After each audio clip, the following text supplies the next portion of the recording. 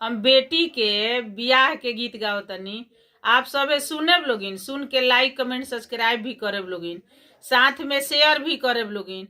अरे माए दा के रोटी जोई सोन सुंदर हो बेटी, माड़ावा के बासो धोइले खाट, माड़ावा के बासो धोइले खाट, आपना मोहलिया से निकले ले नारायण पापा, गोरे बदन कुम्हिलास,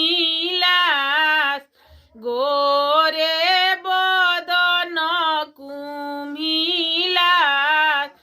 कही तू तो ए बेटी कोठावाऊ ठईती, कही तू चौदरिया करती ओ हार, कही तू चौदरिया करती ओ हार। अरे काहे के ये पापा कोठावाऊ ठाईबी, काहे के चौदरिया करवो हार, काहे के चौदरिया करबो हार। अरे होते सबेरे पापा कोइलिया बोलिया बोली है, चली जइब सुंदर बर के साथ, चली जइब सुंदर बर के साथ। अरे घोरियो घोरियो बेटी के दूधावा पी अवनी, दूधावा के नेकी नाही दे, दूधावा के नेकी नाही देश। अरे दूधावा के नेकी विष्णु भैया दी है, उहे रही है डोलिया के सिंगार।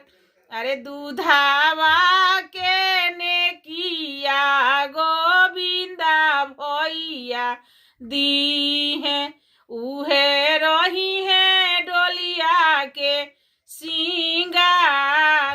अरे बेटी के कु बोलिया जोनी बोली हो पापा, बेटी बाड़ी कोइलिया के सामान।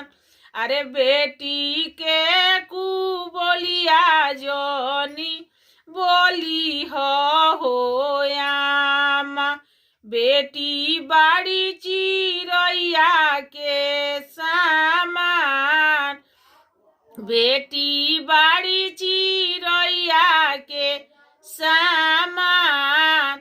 अरे फफकी के रोवेली पिय बेटी, छूटल जाला नई हर हमार। अरे फफकी